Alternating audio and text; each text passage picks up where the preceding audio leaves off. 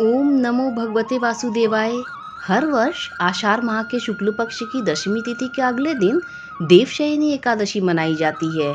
इस दिन एकादशी व्रत रख लक्ष्मी नारायण जी की पूजा की जाती है। इस दिन से भगवान विष्णु क्षीर सागर में विश्राम करने चले जाते हैं।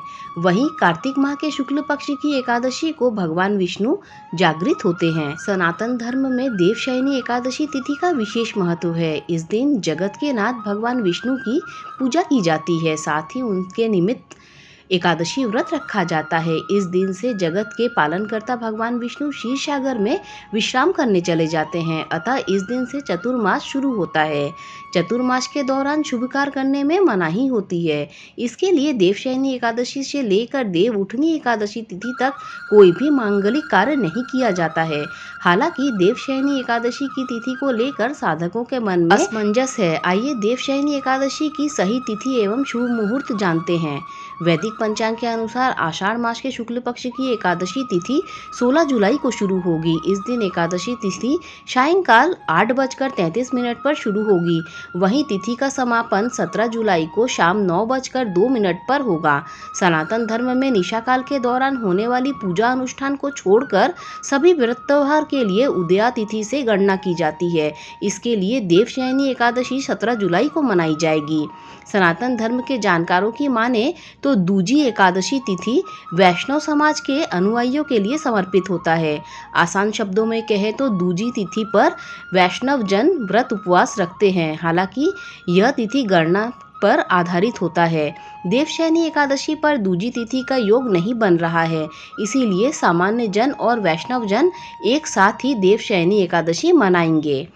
पारण समय एकादशी व्रत के अगले दिन सूर्योदय के पश्चात पारण किया जाता है। ज्योतिषियों की माने तो द्वादशी तिथि से पूर्व पारण कर लेना चाहिए। द्वादशी तिथि पर पारण नहीं किया जाता। 18 जुलाई यानी गुरु प्रदोष व्रत तिथि पर सूर्योदय के बाद सुबह 5:35 से लेकर 8:20 के मध्य व्रत खोल सकते हैं। इस दौरान स्नान ध्यान कर भगवान विष्णु की पूजा करें। इसके पश्चात ब्राह्मणों को अन्न और धन का दान देने के बाद व्रत खोलें। शुभ योग ज्योतिषियों की माने तो देवशयनी एकादशी शुभ और शुक्ल योग का निर्माण हो रहा है। इसके अलावा सर्वार्थ सिद्धि योग और अमृत सिद्धि योग का भी संयोग बन रहा है। इस दौरान जगत के पालनहार भगवान विष्णु की पूजा करने से साधक की हर मनोकामना अवश्य ही पूरी होगी। दोस्तों, आइए अब सुनते हैं देवशयनी एकादशी की व्रत कथा। कलयुग में मनुष्य के उद्धार के लिए एकादशी का व्रत सब व्रतों से उत्तम होता है। इसके व्रत के प्रभाव से सभी पाप नष्ट हो जाते हैं। आषाढ़ मास के शुक्ल पक्ष की एकादशी को देवशयनी एकादशी और पद्मा एकादशी भी कहते हैं। देवशयनी एकादशी का व्रत व्यक्ति को हर तरह के संकट से मुक्ति दिलाकर खुशहाली प्रदान करता है। इस व्रत में कथा जरूर श्रवण करें, इससे श्री हरि प्रसन्न होते हैं। कलयुग में मनुष्य के उद्धार के लिए एकादशी का व्रत सब व्रतों से उत्तम होता है। इसके व्रत से सभी पाप नष्ट हो जाते हैं। इस साल देवशयनी एकादशी 17 जुलाई 2024 को है। ये व्रत मोक्ष, प्राकृतिक आपदा से बचाव करता है। व्यक्ति समस्त सुखों को प्राप्त कर वैकुंठ धाम में स्थान प्राप्त करता है। कथा इस प्रकार है। पौराणिक कथा के अनुसार मांधाता नाम का एक सूर्यवंशी राजा था। वह सत्यवादी, महान तपस्वी और चक्रवर्ती था। वह अपनी प्रजा का पालन संतान की तरह करता था। एक बार उसके राज्य में अकाल पड़ गया। इसके कारण प्रजा में हाहाकार मच गया। प्रजा ने राजा से इस परेशानी से राहत पाने की गुहार लगाई। राजा मांधाता भगवान की पूजा कर कुछ विशिष्ट व्यक्तियों को साथ लेकर वन को चल दिए। घूमते घूमते वह ब्रह्मा जी के मानस पुत्र अंगिरा ऋषि के आश्रम में पहुंचे। वहां राजा ने अंगिरा ऋषि से कहा कि मेरे राज्य में 3 वर्ष से वर्षा नहीं हो रही है, इससे अकाल पड़ गया है और प्रजा कष्ट भोग रही है। राजा के पापों के प्रभाव से ही प्रजा को कष्ट मिलता है, ऐसा शास्त्रों में लिखा है।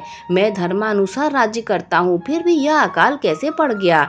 आप कृपा कर मेरी इस समस्या के निवारण के लिए कोई उपाय बताएं।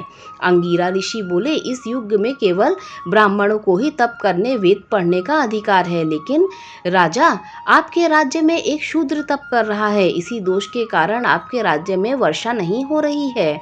अगर आप प्रजा का कल्याण चाहते हैं तो शीघ्र ही उस शूद्र का वध करवा दे। राजा मांधाता ने कहा कि किसी निर्दोष मनुष्य की हत्या करना मेरे नियमों के विरुद्ध है और आप कोई दूसरा उपाय बताएं। ऋषि ने राजा से आषाढ़ माह के शुक्ल पक्ष की देवशयनी एकादशी का विधान पूर्वक व्रत करने को कहा। वे बोले, इस व्रत के प्रभाव से तुम्हारे राज्य में बारिश होगी और प्रजा भी पहले की तरह सुखी जीवन यापन करेगी।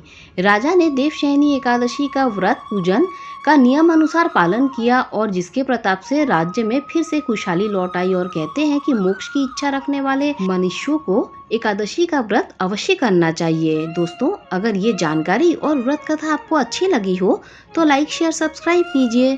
Thanks for watching this video.